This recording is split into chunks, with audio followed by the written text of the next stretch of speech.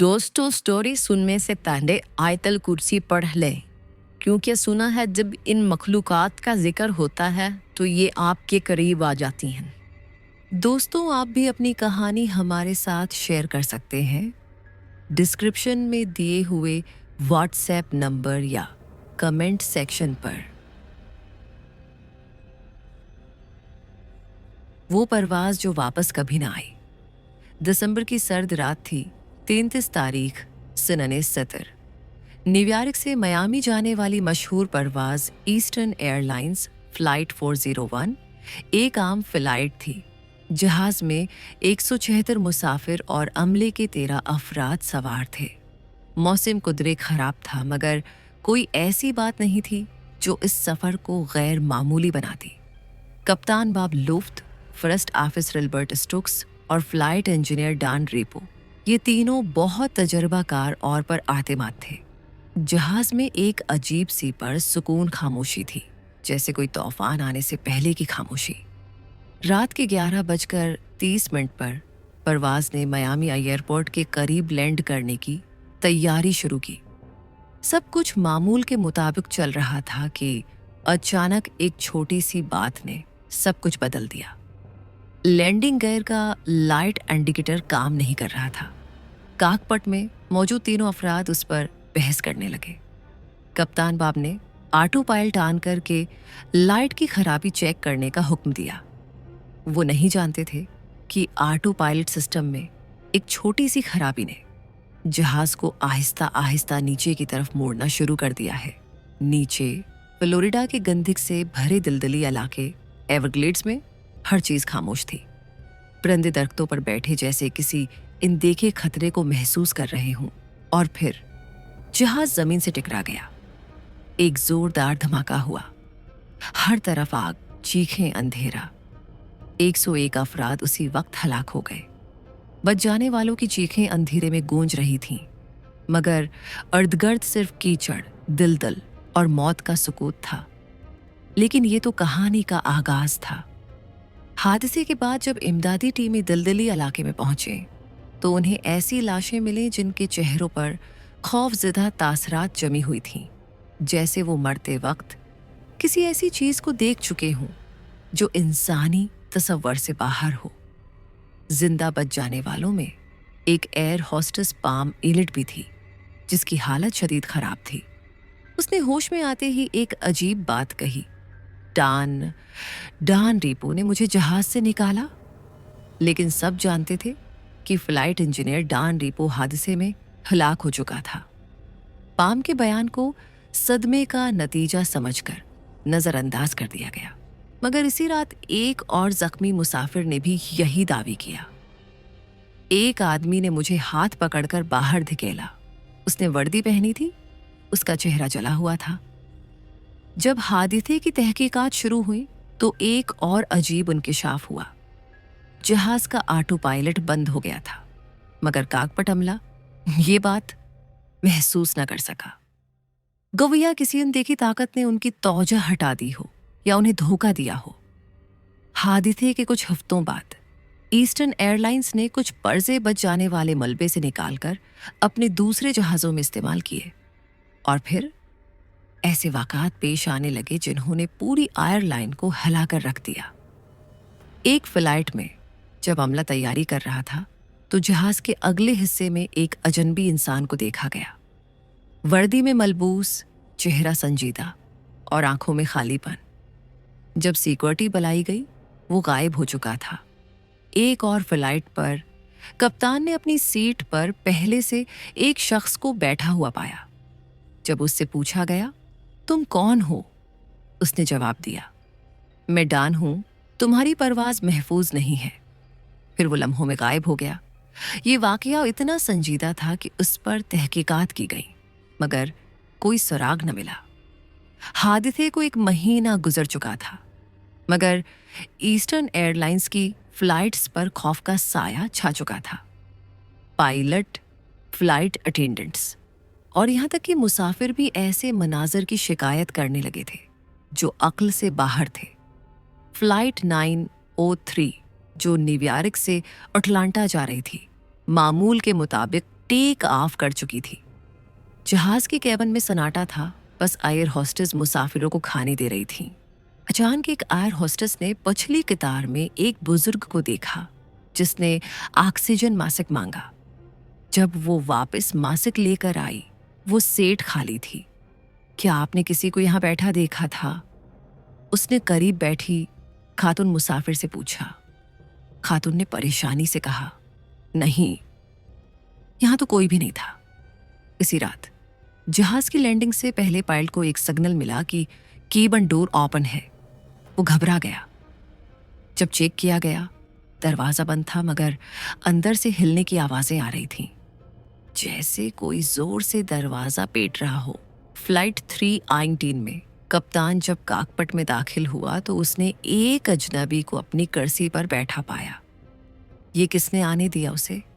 जब दूसरे पायलट ने पूछा कि कौन, तो उसने इशारा किया, लेकिन कुर्सी खाली थी।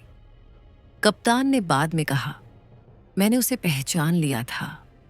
वो डांडरिपो था, जलता हुआ चेहरा, आंखें जैसे कोयले। ईस्टर्न एयरलाइंस ने इस वाकये को दबाने की कोशिश की, लेकिन अमले के बयानात लीक हो चुके थे। मीडिया में सरखियां चलने लगे। Flight 401's ghost engineer still on board. एक और फ्लाइट में एक एयर होस्टेस ने सुना कि किसी ने उसके कान में सरगोशी की, हमें यहां से निकालो। वो चौंक कर पलटी, कोई नहीं था। कुछ देर बाद वॉशरूम का दरवाजा खुद ब खुद खुला और बंद हुआ। अंदर से किसी के रोने की आवाज आ रही थी। जब दरवाजा खोला गया, अंदर कुछ भी न था। जिंदा बच जाने वाले कई मुसाफिर ऐसे थे जो मीडिया से बात करने से गरीज कर रहे थे, मगर एक बूढ़ी खातून मार्गरेट ने आखिरकार लब खोले। हादसे के बाद मुझे ख्वाब आते रहे। हर रात में इसी जहाज में होती रोशनी बंद चीखें और एक जलता हुआ चेहरा मुझे घूर रहा होता। कई बार तो ऐसा हुआ कि ख्वाब में मैं जमीन पर गिर रही होती और एक आवाज कहती, तुम्हें भी नीचे हो, आना होगा। हादसे के 3 महीने बाद ईस्टर्न एयरलाइंस के एक पायलट कप्तान नीलसन ने खुदकुशी कर ली। वही पायलट था जिसने डान डिपो को अपनी सीट पर देखा था। उसके भाई ने मीडिया को बताया। वो कहता था कि हर फ्लाइट में कोई उसके पीछे खड़ा होता है। वो सांस लेता है, कदमों की चाप होती है, और जब पीछे मड़ो कुछ नहीं होता। उसने कई बार कंपनी से दरख्वास्त की कि उसे ग्राउंड किया जाए, मगर कंपनी ने इनकार किया कि वो जहनी दबाव में है। असल में कुछ नहीं। क्या वो वाकई दबाव में था, या वाकई कोई उसके साथ हर फ्लाइट पर होता था? हादसे के बाद ईस्टर्न एयरलाइंस ने मीडिया के दबाव पर कुछ अरसे के लिए उन तमाम जहाज़ों को सरों से हटा दिया जिनमें फ्लाइट 401 के पर्चे लगाए गए थे। मगर देर हो चुकी थी। कहानी अब सिर्फ अफवाह न रही थी, बल्कि हकीकत बनती जा रही थी। एक इंटरनल मीटिंग में कंपनी के एक सीनियर ऑफिसर ने एतराफ़ किया, हमने अपनी बचत के लिए उन पर्चों को दोबारा इस्तेमाल किया। हमें नहीं मालूम था कि ये पर्चे सिर्फ धात नहीं, बल्कि किसी की यादें, किसी की तकलीफ और किसी की पुकारता हुआ इंतकाम भी अपने साथ ले आएंगे।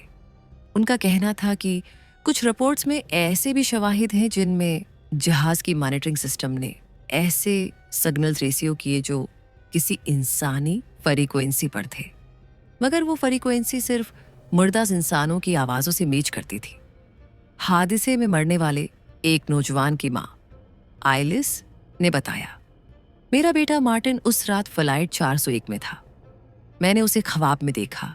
वो कहता था, माँ, हम सब कैद हैं अंधेरे में, शोर में, और हमें कोई सुन नहीं रहा। वो ख्वाब बार बार आता। एक रात एलिस ने ख्वाब में देखा कि एक जलती हुई लाइट और आवाज आ रही है। हमें वहीं छोड़ दिया गया जहां हम मरे थे। एलिस ने अपने बेटे के नाम पर एक छोटी सी यादगार बनाई और हैरत अंगेज तौर पर ख्वाब आना बंद हो गए। क्या रूहें सिर्फ तसल्ली चाहती थीं या कुछ और?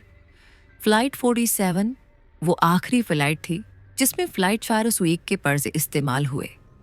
उस रात सब कुछ मामूल के मुताबिक था, मगर लैंडिंग से पहले जहाज में अचानक रोशनी झपकने लगी, जैसे कोई पुरानी फिल्म चल रही हो। काकपट के रिकॉर्ड में ये अल्फाज सुने गए, हम वापस आ रहे हैं। ये अल्फाज जहाज के किसी भी पायलट ने नहीं कहे थे। अगले ही दिन कंपनी ने तमाम पर्चे जहाज़ों से निकालने का ऐलान किया। एक खुफिया तकरीब में उन पर्चों को जलाया गया और एक मुख्तसर दुआ की गई। किसी को इजाज़त नहीं थी कि फोटो ले या वीडियो बनाए, लेकिन एक गवाह के मुताबिक जैसे ही पर्चे जले, एक तेज हवा चली और किसी ने जैसे चीख कर कहा, आखिरकार। मियामी एयरपोर्ट पर आज भी कुछ इंजीनियर ये दावी करते हैं कि जब वो रात को तन्हा होते हैं तो कहीं दौर एक आवाज आती है, परवाज 401 लैंड करने जा रही है। रेडार पर एक पल के लिए एक साया जाहिर होता है, फिर गायब। कुछ कहते हैं कि ये सिर्फ वहम है, मगर जो लोग जानते हैं वो मानते हैं। परवाज 401 कभी वापस नहीं आई और कभी गई भी नहीं। हादिसे को अब 6 माह गुजर चुके थे। मीडिया की तौजह किसी और तरफ मड़ गई थी, मगर कुछ लोग ऐसे थे जो अब भी इस हंगामी हादिसे को याद करते थे, वाकये में छुपे राजों को बेनकाब करना चाहते थे। डॉक्टर लेना हिवज एक मशहूर पैरा साइकोलॉजिस्ट थीं, जिन्होंने कई हार्ड मकामात पर तहकीकात की थीं। जब इन्हें फ्लाइट हुआ चलती है 401 के बारे में पता चला तो वो रख न सके। उन्होंने अपनी टीम के साथ मियामी एयरपोर्ट के करीब उस इलाके में एक रात गुजारने का फैसला किया जहां हादसा पेश आया था। उनके साथ था Mark Rivers, AVP electronic voice phenomena specialist Karl West, cameraman और thermal imaging experts Jennifer Green, spiritual medium. वो रात जिसे सब भूल जाना चाहते थे। टीम ने कैंपस कायम किया, आलात लगाए और इंतजार करने लगे। रात 12 बजे थर्मल कैमरे ने एक साया दिखाया जो दिल के पानी पर चलता हुआ महसूस हो रहा था। मार्क ने फौरन रिकॉर्डिंग ऑन की और सवाल किया, क्या कोई यहाँ है? खामोशी। फिर एक आवाज जो बाद में सुनाई गई, रिकॉर्डिंग में साफ सुनाई देती है, हमें नहीं छोड़ा गया। सब हका बका रह गए। जेनिफर, जो अब तक खामोश थी, अचानक जमीन पर बैठ गई और उसकी आंखें पलटने लगे। उसके लब हिले। वो आ रहे हैं, सब एक साथ। इनका दर्द बाकी है, उन्हें सुकून नहीं मिला। अचानक पूरे कैंप का बिजली का निजाम बंद हो गया, हर आला फ्रीज हो गया और चारों तरफ एक सर्द हुआ चलने लगी, जैसे किसी ने मौत की चादर तान दी हो। टीम अगली सुबह बेमुश्किल वहां से निकली। जेनिफर 3 दिन कोमा में रही। होश में आने के बाद सिर्फ एक बात कही, मैंने उनकी आंखों में झांका है, वो अब अकेले नहीं रहने देंगे। डॉक्टर लेना ने ये तहकीक खुफिया रखी, मगर उनकी फाइल्स बाद में एक अनजान ब्लॉगर के जरिए लीक हुए। दूसरी तरफ ऐसे अफराद का एक छोटा सा ग्रुप बन गया था जो यकीन रखते थे कि उन्होंने भी फ्लाइट 408 के मुतासिरीन की रूहों को महसूस किया है। एक खातून की थी जिसने कभी फ्लाइट 401 की रेटिंग पर काम किया था, ने दावी किया, मेरे कंप्यूटर पर बार बार एक फाइल खुल जाती थी जिसका नाम था we are still flying.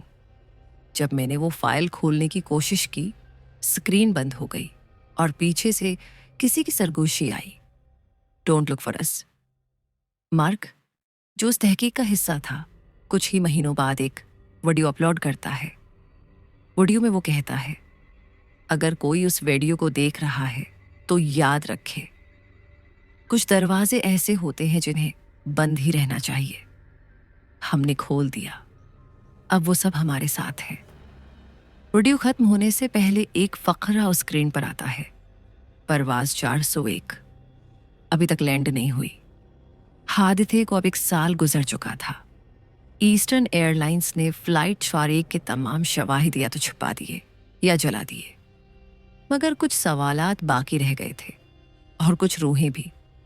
Jennifer grim, जो पिछली तहकीक के बाद गहरे सदमे में चली गई थी, एक दिन खामोशी से गायब हो गई। उसके कमरे में बस एक पर्ची मिली जिस पर लिखा था, वो मुझसे बात करना चाहते हैं, मैं उन्हें सुनने जा रही हूं। इसी दौरान मार्क रिवर्स को एक प्रासरार कॉल आई। फोन की दूसरी तरफ सिर्फ सांसों की आवाज थी। फिर एक जली हुई सी आवाज आई, तुमने हमें जगाया, अब सुलाना भी तुम्हारा काम है। मार्क ने फैसला किया कि वो आखिरी बार वापस जाएगा उसी दलदली मकाम पर, लेकिन इस बार अकेला नहीं बल्कि साथ थे पादरी मिथियो, रूहों के लिए दुआए मगफरत पढ़ने वाला, कैट, एक मुहक्किक जिसका भाई हादसे में मर गया था, और ड्योड, एक साबिक पायलट जिसने खुद फ्लाइट फारो 1 को कई बार उड़ाया था। हादसे से पहले उस रात सब कुछ गैर मामूली हद तक प्रसकून था। जैसे सब इंतजार में हूं, पादरी मिथियो ने दुआ शुरू की। फजा में सर्दी बढ़ने लगी, दरख्तों की शाखें हिलने लगीं और आसपास के आलात खुद ब खुद ऑन हो गए। मार्क ने आवाज लगाई, डॉन रीपो, तुम्हारी परवाज खत्म हो चुकी है, तुम और तुम्हारे साथ ही जा सकते हो। तब एक साया दरख्तों के बीच से निकला और रोशनी की जाने बढ़ा। वो डॉन रीपो था, वर्दी में, चेहरा जला हुआ मगर आंखों में सुकून। उसने आहिस्ता से सर हिलाया और पीछे मड़कर कुछ और चेहरों को इशारा दिया। 20 साए निकले, मर्द, औरतें, बच्चे, वो सब जो इस परवाज में थे। जब दुआ अपने उख्तिताम को पहुंची, फजा में एक जोरदार रोशनी चमकी और लम्हा भर को ऐसा महसूस हुआ जैसे सब कुछ थम गया हो। फिर अचानक सब कुछ हुआ जैसे सब कुछ थम गया हो, खत्म हो गया। हुआ, साए, आवाजें। मार्क ने आसमान की तरफ देखा और आहिस्ता से कहा, परवाज 401 आखिरकार लैंड कर गई। ईस्टर्न एयरलाइंस ने कभी उस वाकये को तस्लीम नहीं किया, मगर एक दिन एयरपोर्ट के एक कोने में एक पादरी को देखा गया जो दुआ मांग रहा था। इसके साथ एक छोटी सी तख्ती थी, in memory of those who kept flying until they found peace. और हैरत अंगेज तौर पर उस दिन के बाद न कोई साया देखा गया, न कोई सरगोशी सुनी गई। क्या वो वाकई चले गए? 3 महीने गुजर चुके थे उस रात को जिसमें मार्क और उसकी टीम ने दावी किया कि परवाज 401 की रूहों को सुकून मिला। ईस्टर्न एयरलाइंस ने उसके बाद कोई अजीब और गरीब वाकया रिपोर्ट नहीं किया, लेकिन कुछ लोग ऐसे थे जिन्हें अब भी कुछ बाकी महसूस होता था। कीट, जिसका भाई हादसे में जान बहक हुआ था, इस वाकये के बाद खामोश हो गई। एक रात उसने अपने मोबाइल पर एक नोटिफिकेशन देखा, एक ईमेल जिस पर कोई नाम न था, बस सब्जेक्ट लाइन थी, ही नेवर लेफ्ट। ईमेल खोलते ही उसकी स्क्रीन पर एक पुरानी तस्वीर आ गई, फ्लाइट 401 के काकपट की, और उसके पीछे एक धुंधला सा चेहरा, केट के भाई का। मार्क, जो अब अमेरिका छोड़कर आयरलैंड मुंतकिल हो चुका था, रात को अपनी केबिन में बैठा था जब अचानक साउंड रिकॉर्डर खुद ब खुद ऑन हो गया। बगैर किसी सवाल के एक आवाज रिकॉर्ड हुई, तुमने हम में से सिर्फ कुछ को निजात दी, बाकी अभी भी इंतजार में है। मार्क के चेहरे का रंग अड़ गया। उसने दोबारा अपने नोट्स खोले और एक बात पर नजर गई, हमने सिर्फ वो रूहें आजाद की जिन्हें पहचाना गया था, जो नामालूम रहे वो अब भी कैद हैं। फ्लाइट 287 जो मियामी से शिकागो जा रही थी, उसमें एक नई एयर होस्टेस ने रिपोर्ट किया कि जब वो बिजनेस क्लास में गई तो एक बुजुर्ग मुसाफिर ने उसे कहा, क्या ये फ्लाइट 401 है? मुझे लगता है मैं देर से आ गया। जब उसने पूछा कि वो कहाँ से आया है तो उसने कहा, वहीं से जहां जहाज गिरा था। ये कहकर वो मुसाफिर वॉशरूम की तरफ गया और कभी वापस ना आया। तमाम अमले ने पूरा जहाज चेक किया, वो कहीं भी नहीं था। पादरी मिथियो, जिसने दुआए मगफरत पढ़ी थी, ने ख्वाब में देखा कि वो एक उड़ते हुए जहाज में है रोशनी गायब है और हर तरफ मुसाफिर बैठे हैं, मगर सबकी आंखें बंद है। बस एक बच्चा उसके पास आता है और कहता है, आपने सबको आजाद नहीं किया, हमें फिर से पुकारो, हमें पूरी रोशनी दो। सुबह उठते ही उसने मार्क को कॉल की, हमने गलती की है मार्क, हमें वापस जाना होगा। जो भूल गए वही सबसे बुलंद चीख रहे हैं।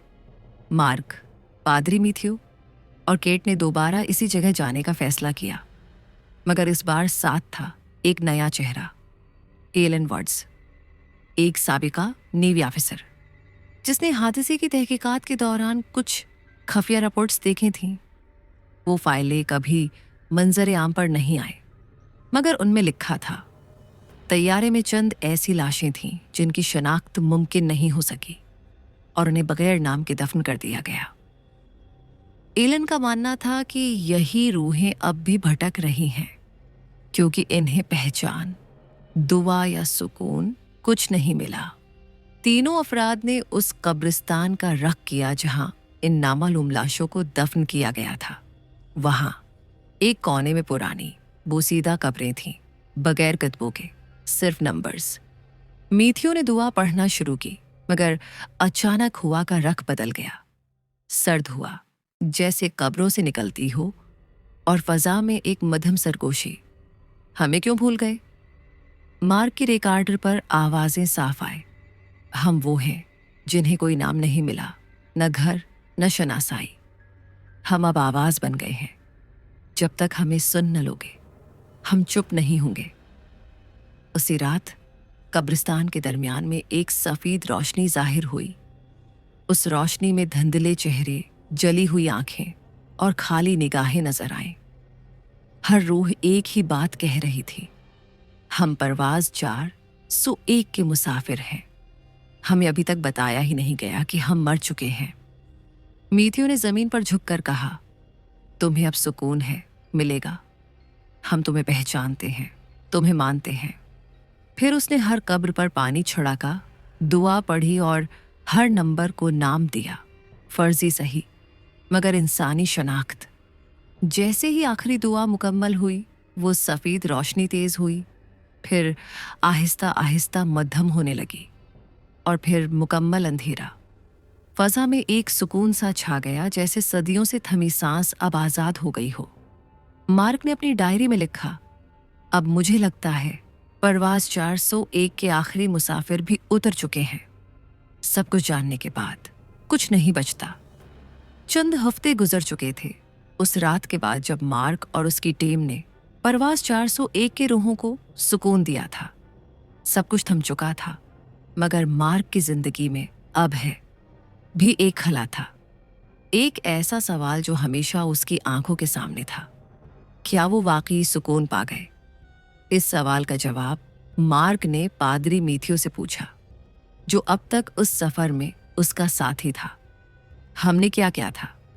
हमने क्या हकीकत में उन रूहों को सुकून दिया था, या हमने सिर्फ एक और रास्ता खोल दिया था? पादरी मैथ्यू खामोश हो गया और फिर बोला, क्या आपने कभी सोचा कि उसका कोई और पहलू भी हो सकता है? मार्क अपने दफ्तर में बैठा था जब एक और प्रासरार ईमेल मौसूल हुई। उसका मौजू था, अगर तुमने कुछ देखा है तो कुछ नहीं जानते, जो तुम नहीं देख पाए वो सब कुछ है।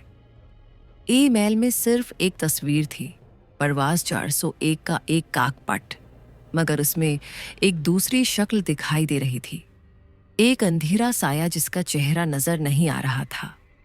मार्क की आंखों में खौफ दौड़ गया। उसने फौरन पादरी मैथ्यू को कॉल की।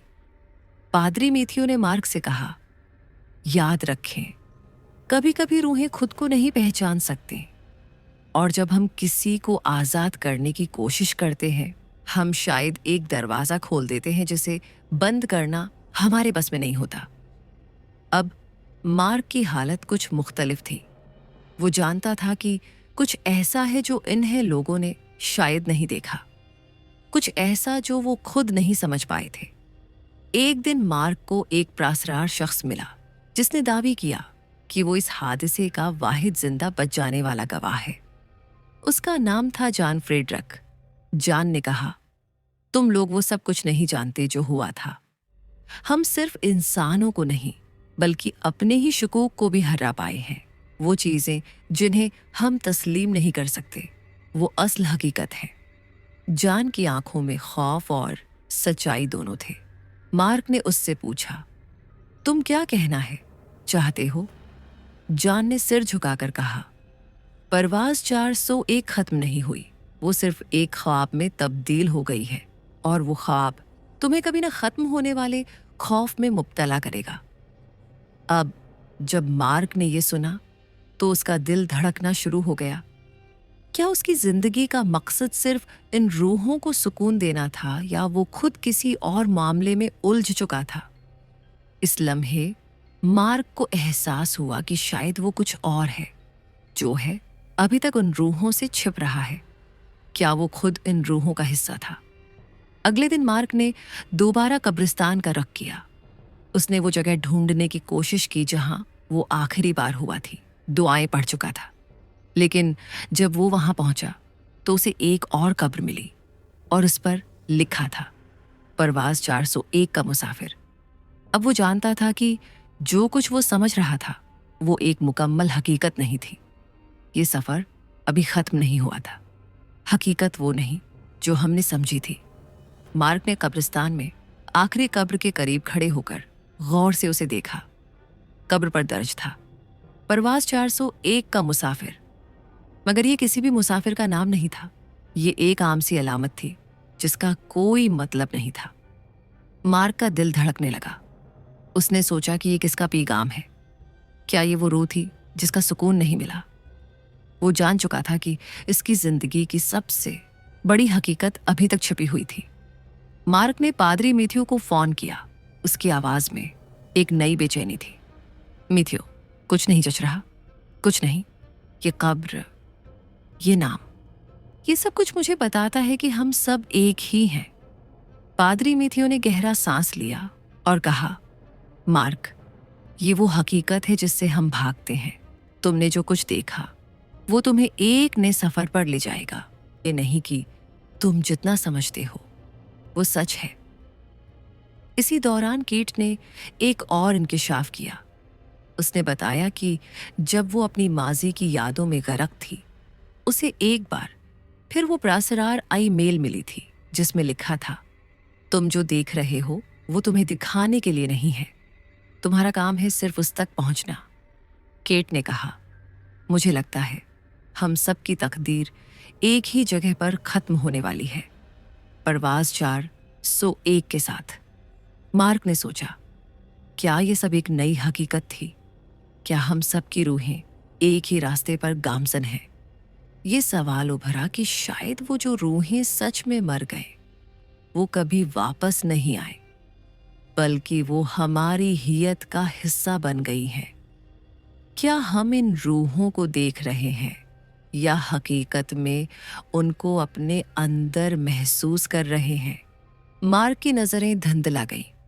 उसके दिमाग में हर बात एक धुंध में डूबने लगी।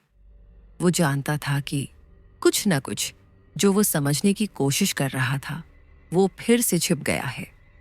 रात के वक्त मार्क अपने कमरे में बैठा था जब अचानक एक आवाज आई, हम तुम्हारी आंखों में हैं, तुम्हारी सांसों में हैं। वो आवाज गहरी और प्रासरार थी। मार्क फौरन बोला, क्या तुम वही हो जो परवाज 401 के मुसाफिर थे?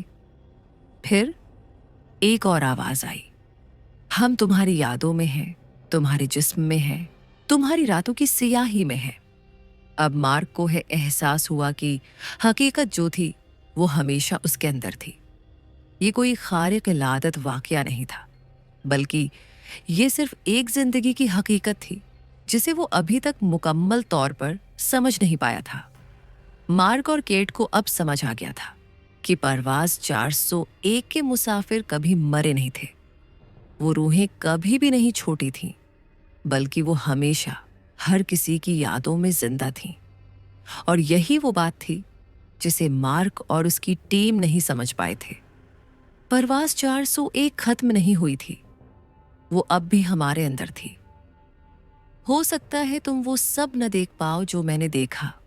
मार्क और केट एक आखिरी बार कब्रिस्तान में खड़े थे, जहां परवाज 401 के मुसाफिरों की यादें दफन थीं। इस वक्त तक दोनों की जिंदगी एक नए रुख पर जा चुकी थी और उनकी नजरें बहुत कुछ बदल चुकी थीं। मार्क की आंखों में एक सवाल था और केट के दिल में एक डर। क्या ये सब कुछ उनका ख्वाब था या फिर हकीकत में वो कभी भी इस सफर से नहीं निकल पाए थे? मार्क ने केट से कहा, हम इस रास्ते पर हैं जिसका कोई आखिर नहीं है। हम जहां तक पहुंचे वहीं हमने कुछ बदला नहीं, बस ये जिंदगी और मौत की सरहद है। केट ने सिर झुकाया और कहा, फिर हमें कैसे पता चलेगा कि हम दरस्त हैं? इसी लम्हे अचानक मार्क को एक प्राणा याद आया। वो पहली बार जब उसने परवाज 401 के हादसे के बारे में सुना था। उस दिन के बाद से उसकी जिंदगी में कुछ ना कुछ बदल चुका था। वो जानता था कि अब वो ख्वाब और हकीकत के दरमियान फर्क नहीं समझ पाता था। क्या उन रूहों ने दरअसल उसका पीछा किया था या वो खुद ही इन रूहों की सूरत में तब्दील हो चुका था? अचानक मार्क की आंखों में एक रोशनी चमक उठी। उसने केट को बताया, मैं जानता हूं कि हमें क्या करना है। ये सब कुछ हमारे अंदर था। हमें उस रास्ते को बंद करना होगा, नहीं तो ये कभी खत्म नहीं होगा। हम अपने खौफ को हराकर सच का सामना करते हैं। तुम्हें ये करना होगा, वरना तुम हमेशा इन रूहों का हिस्सा बन जाओगे। अब मार्क और केट ने फैसला किया कि वो दोबारा उस जगह पर जाएंगे जहां परवाज 401 की रूहें उनके साथ थीं। लेकिन ये वो जगह नहीं थी जिसे हम आम तौर पर कब्रिस्तान समझते हैं। ये वो जगह थी जहां उनका अपना अंदर का खौफ दफन था। इस जगह पहुंचते ही मार्क ने कहा, ये वो हकीकत है जिसका सामना हमें करना है। ये सिर्फ एक याद नहीं, ये हमारी अपनी माजी की जिंदगी है जिसे हम तस्लीम नहीं करना चाहते थे। मार्क और केट की नजरें बंद हो गईं और अचानक एक और रोशनी चमक उठी। ये न सिर्फ एक ख्वाब था, बल्कि ये वो जगह थी जहां माजी और हाल का फर्क मिट चुका था। जैसे ही वो रोशनी मद्धम हुई, मार्क और केट ने एक दूसरे को देखा। इन्हें ये समझ आ गया था कि ये एक दूर का सफर था जो कि कभी मुकम्मल नहीं हो सकता। हकीकत ये थी कि ये सफर कभी भी खत्म नहीं हो सकता। खौफ की असल हकीकत। मार्क और केट ने जब कब्रिस्तान का रुख किया तो उनकी नजरें कुछ मुख्तलिफ थीं। वो पहले जैसे नहीं थे, न ही उनके दिलों में वो प्रस्कून यकीन बाकी था जो पहले था। ये एक और रात थी, मगर वो रात न थी जिसका उन्होंने कभी तसव्वुर किया था। कब्रिस्तान में एक ऐसी खामोशी थी जो गहरी थी और इसमें कुछ गैर मामूली था। केट ने मार्क से कहा, मार्क, ये जगह, मुझे लगता है कि हम कुछ नहीं समझ पाए। ये वो जगह नहीं है जहां हम समझते हैं कि हम इन रूहों को सुकून दे रहे हैं। शायद हम सिर्फ उनके लिए एक और इम्तिहान बन चुके हैं। मार्क ने गहरा सांस लिया और कहा, ये वो जगह नहीं है जहां हमने सोचा था कि हम सब कुछ खत्म कर देंगे। हम जिस रास्ते पर चल रहे हैं वो एक चक्र है, और ये चक्र हमें कभी भी मुकम्मल तौर पर आज़ाद नहीं करेगा। इसी लम्हे कब्रिस्तान के दरवाजे के करीब एक धुंधली सी शक्ल नमूदार हुई। मार्क और केट ने अपनी आंखों को झपककर दोबारा देखा। एक साया जो धीरे धीरे उनकी तरफ बढ़ रहा था, जैसे वो कोई रविया था। एक प्रासरार हस्ती जिसका चेहरा दिखाई नहीं दे रहा था। केट ने डरते हुए कहा, मार्क, ये कौन है? मार्क ने गहरी नजर से देखा और फिर कहा, ये वो है। रूह नहीं है जो हमने पहले देखी थी। ये कुछ और है। ये हमारे अंदर का खौफ है जो हमें दोबारा डरा रहा है। इसी लम्हे वो साया मुकम्मल तौर पर उनके सामने आ गया। उसने अपने मुन्ना से कुछ कहा, मगर आवाज इतनी मध्यम थी कि उन्हें समझ नहीं आया। फिर अचानक उसकी आवाज वाज़ेह हुई, तुम्हारे अंदर कुछ ऐसा है जो तुम समझ नहीं पाए। तुम्हें वो नहीं देख पा रहे जो मैं देखता हूं। मार्क का दिल धड़कने लगा। ये वो लम्हा था जब उसने पहली बार महसूस किया कि वो खुद भी उन रूहों का हिस्सा बन चुका है, और वो हमेशा के लिए खौफ जो वो अब तक उनसे दूर रहने की कोशिश कर रहा था, वो खुद उनका हिस्सा था। मार्क और केट ने फैसला किया कि वो इस राज को समझने के लिए एक और सफर पर निकलेंगे। इस बार वो एक मुख्तलिफ मकाम की तरफ जाएंगे, एक ऐसा मकाम जिसके बारे में उनके पास सिर्फ एक खफिया सी मालूमात थी। वो मालूमात एक और शख्स से मिली थी जिसने हादिसे के दौरान एक अहम गवाही दी थी, मगर वो गवाही कभी मंजर आम पर नहीं आई। ये शख्स था जॉन फ्रेडरिक, वो शख्स जो हादिसे के दौरान जिंदा बच गया था और उसने दूसरी दुनिया की हकीकत को अपनी आंखों से देखा था। जॉन फ्रेडरिक एक छोटे से मकान में रहता था और वो हमेशा अकेला रहना पसंद करता था। जब मार्क और केट ने उससे मुलाकात की तो जॉन ने उन्हें बताया, तुम जो देख रहे हो वो तुम्हारी आंखों की धोखाधड़ी है। ये वो दुनिया नहीं है जिसे तुम समझते हो। वो जो तुमने महसूस किया वो हकीकत नहीं थी, और ये सफर खत्म नहीं होगा जब तक तुम अपने अंदर की हकीकत को नहीं समझ लोगे। जॉन की बातों ने मार्क और केट दोनों को एक गहरी सोच में डाल दिया। क्या ये जो कुछ वो देख रहे थे, हमने उसे देखा है, हकीकत थी, या फिर उनकी नजरों में कुछ और था? क्या ये सब कुछ पहुंचने की कोशिश थी जो कभी मुकम्मल नहीं हो सकती थी? जॉन फ्रेडरिक ने कहा कि उसके पास एक दरवाज़ा है जो एक खास मकाम पर ले जाएगा। वो दरवाज़ा एक खुफिया मकाम था जहां वो हकीकत छिपी हुई थी। ये वो दरवाज़ा था जो परवाज़ 401 के मुसाफिरों को अपनी है तरफ खींचता था, और यही वो दरवाज़ा था जिसे मार्क और केट को खोलना था। मार्क और केट ने जॉन के साथ इस दरवाजे की तरफ सफ़र शुरू किया, और जैसे ही वो मकाम करीब आया, एक और गैर मुतवक्का वाक़या पेश आया। एक खौफनाक आवाज़ सुनाई दी जो उन्हें धकेल रही थी। तुम जो करना चाहते हो वो तुम्हारे बस में नहीं है। ये सफ़र तुम्हारा नहीं बल्कि तुम्हारे अंदर का है। जैसे ही वो दरवाज़ा खुला, मार्क और केट ने एक और प्रासरार आलम को देखा। ये एक ऐसी जगह थी जो उनकी आंखों के लिए नहीं थी। ये वो हकीकत थी जिसे कभी भी समझा नहीं जा सका था। मार्क ने गहरी सांस लेते हुए कहा, हम शायद कभी भी इन रोहों को मुकम्मल तौर पर आज़ाद होंगे नहीं कर पाएंगे। हम जो कुछ देख रहे हैं वो कभी मुकम्मल नहीं होगा। ये वो लम्हा था जब मार्क और कैट को ये समझ आया कि वो यहाँ हमेशा के लिए हैं, इन रूहों का हिस्सा बन चुके हैं, और ये सफ़र कभी मुकम्मल नहीं होगा। तुम्हारी हकीकत मेरी हकीकत है। जब मार्क और कैट दरवाजे की तरफ बढ़े तो एक और अजनबी शख्सियत है सामने आई जो उनकी तरफ आ रही थी। वो शख्स दुखने में बूढ़ा था, मगर उसकी आंखों में एक प्रासरार चमक थी। उसकी आंखों में वो रोशनी थी जो उनके दिलों है। मैं मौजूद शख्स को जानती थी। वो शख्स बगैर किसी तारुफ के बोला, तुम जो देख रहे हो वो तुम्हें दिखाया गया है, लेकिन तुम समझ नहीं पा रहे। हकीकत तुम्हारे अंदर है, और तुमने कभी भी अपने अंदर की हकीकत का सामना नहीं किया। मार्क और कैट दोनों की नजरें मिले। वो जानते थे कि ये शख्स एक और रूह नहीं बल्कि एक और बेती हकीकत का हिस्सा था। इस शख्स ने मार्क और केट को बताया कि जब परवाज़ 401 का हादिसा हुआ तो इस वक्त जो कुछ हुआ था वो सिर्फ एक हादिसा नहीं था, वो एक मुकम्मल हुआ था।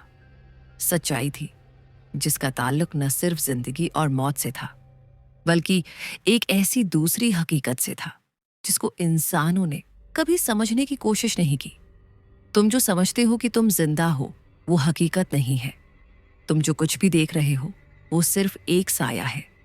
ये वो हकीकत है जिससे तुम कभी नहीं भाग पाओगे।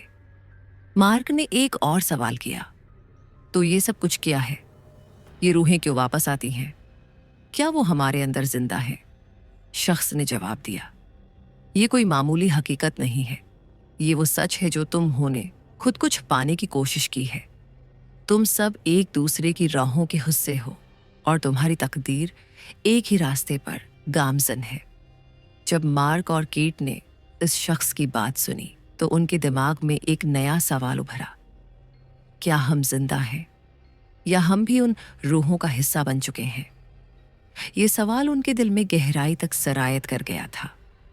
वो जानते थे कि वो इस गहरी हकीकत का हिस्सा बन चुके हैं जिसका कोई आखिर नहीं था। हम उसका हिस्सा हैं। हमने जो कुछ भी किया वो हमें इस रास्ते पर ले आया है। हम जो समझते हैं वो हकीकत नहीं है। मार्क और कैट ने इस वक्त महसूस किया कि वो दरअसल एक दायमी चक्कर में फंस चुके हैं। वो जितना उस राह से बाहर निकलने की कोशिश करते, इतना ही इस रास्ते का हिस्सा बन जाते। ये वो वक्त था जब मार्क ने पहली बार खौफ का पूरा मफहूम समझा। वो खौफ जो हमें इस दुनिया में नहीं बल्कि हमारी रूहों में मिलता है। इसी दौरान मार्क और केट को एक और मालूमात मिली जो एक और अहम गवाह की तरफ से थी। वो गवाह जो जॉन फ्रेडरिक से जुड़ा हुआ था, उसने उन्हें बताया था कि जो कुछ भी हुआ वो एक दूसरी हकीकत की तरफ इशारा करता था। जो कुछ तुम देखते हो वो हकीकत नहीं है। तुम जो समझते हो वो सिर्फ तुम्हारा खौफ है। तुम उस खौफ को दौर कर लो तो तुम्हें सच्चाई मिलेगी। मार्क और कैट उस जगह पहुंचे जहां वो आखिरकार हकीकत का दरवाजा खोलने वाले थे। वो दरवाजा जो हमेशा उनके सामने रहा था मगर वो उसे न समझ पाए थे। ये दरवाजा उनके अपने अंदर था और जब उस दरवाजे को खोला गया तो उन्होंने अपनी आंखों से वो हकीकत देखी जिससे वो हमेशा भागते आए थे। वो एक ऐसी हकीकत थी जिसको इंसानों ने कभी मुकम्मल तौर पर तस्लीम नहीं किया, क्योंकि ये जिंदगी और मौत के दरमियान की एक हकीकत थी। जब दरवाजा खुला तो मार्क और केट ने जो कुछ देखा वो उनके लिए खौफनाक था। वो हकीकत जो हमेशा छिपी हुई थी अब सामने आ गई थी। इस दरवाजे से एक साया निकला और वो साया उनकी आंखों में सच्चाई का अक्स बन गया। अब तुम जानते हो, तुम जो समझते हो कि तुम जिंदा हो वो हकीकत नहीं है। ये वो चक्कर है जो तुम्हें कभी भी खत्म नहीं होगा। ये वो लम्हा था जब मार्क और केट को समझ आया कि वो कभी भी इस सफर से बाहर नहीं निकल पाएंगे। वो इस चक्कर के हिस्से हैं और ये चक्कर है उनके अंदर है, और यही वो हकीकत है जिसका सामना हमें जिंदगी में करना पड़ता है। परवाज 401 का सफर कभी खत्म नहीं हुआ, क्योंकि हम कभी नहीं समझ पाते कि हकीकत क्या है। हम सिर्फ एक चक्कर का हिस्सा हैं जिसे कभी खत्म नहीं किया जा सकता। मार्क और केट एक और दरवाजे के सामने खड़े थे। ये दरवाजा एक नई हकीकत की तरफ खुल रहा था, जहां वो जानने वाले नहीं थे कि क्या होने वाला है। दरवाजा खोलने से पहले इन दोनों के दिलों में एक अजीब सी परेशानी थी। ये दरवाजा शायद वो रास्ता था जो हमेशा के लिए उनकी तकदीर बदल देता। केट ने मार्क की तरफ देखते हुए कहा, क्या हम तैयार हैं? ये वो दरवाजा है जिसका हमने कभी तसव्वुर नहीं किया था।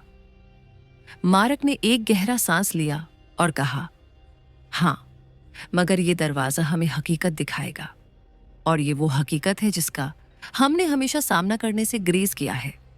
जैसे ही मार्क ने दरवाजा खोला, एक रोशनी ने उनकी आंखों को घेर लिया। ये रोशनी न सिर्फ दिन की रोशनी थी, बल्कि ये एक दूसरी दुनिया की चमक थी। जैसे ही रोशनी मद्धम हुई, उनके सामने एक नया मंजर था। एक दुनिया जो जिंदगी और मौत के दरमियान की थी। हम यहाँ कहाँ हैं? केट ने कहा। मार्क ने आहिस्ता से जवाब दिया, हम एक ऐसी दुनिया में हैं जहाँ रूहें और इंसान एक दूसरे से जुड़े हुए हैं। ये वो मकाम है जहाँ परवाज होती है। 401 के मुसाफिर हमेशा मौजूद रहे हैं। इसी लम्हे मार्क और केट ने महसूस किया कि उनके इर्द गिर्द कुछ और लोग भी मौजूद हैं। ये लोग वही मुसाफिर थे जो परवाज 401 में सवार हुए थे। उनके चेहरे उनके देखने वाले दिखा रहे थे कि वो अब तक उस दुनिया में मौजूद हैं। एक मुसाफिर ने आगे बढ़कर मार्क से कहा, तुम दोनों जो देख रहे हो वो हैं। तुम्हारे अपने अंदर का खौफ है। हम कभी भी इस दुनिया से नहीं जा सके। हम तुम्हें यहां तक ले आए हैं ताकि तुम हमारे राज को जान सको। केट की आंखों में खौफ था, मगर साथ ही एक तजस्सुस भी था। उसने मार्क की तरफ देखा और कहा, ये क्या राज है? फिर एक इंतहाई खौफनाक आवाज सुनाई दी, तुम लोग जो भी समझते हो वो तुम्हारे तखय्युल का हिस्सा नहीं है। हम तुम्हारी हकीकत हैं और तुम भी हमारी हकीकत हो। मार्क और केट को लगा कि उनकी ज़हनी हालत पर हमला किया जा रहा था। वो दरअसल उस है कि उनकी ज़हनी हालत पर हमला किया जा रहा था। मकाम पर थे जहां खौफ और हकीकत आपस में मिलकर एक हो जाते हैं। ये जगह कुछ अजीब है, हम कब तक यहां रखे रहेंगे? मार्क ने कहा। केट ने कहा, मार्क, हमें यहां से निकलना होगा, ये सब कुछ हमें तबाह कर देगा। मगर जैसे ही उन्होंने दरवाज़ा वापस खोलने की कोशिश की, वो दरवाज़ा नहीं खुल सका। जैसे ही मार्क और केट ने दरवाज़ा खोलने की कोशिश की, वो दोनों एक और लम्हे में एक और दुनिया में पहुंच गए। ये दुनिया न जिंदा थी न मुर्दा, ये एक ऐसी दरमियानी हालत थी जिसमें रूहें हमेशा के लिए फंसी हुई रहती हैं। हम कहाँ हैं? मार्क ने चीख कर कहा। हम कब तक यहां रखे रहेंगे? केट ने कहा, ये वो मकाम है जहां हम हमेशा के लिए ठहर चुके हैं। परवाज़ 401 की हकीकत यहां हमेशा के लिए रखेगी। हम कभी भी आज़ाद नहीं हो पाएंगे। इसी वक्त एक और प्रासरार हस्ती सामने आई जो जान फरेड्रिक था।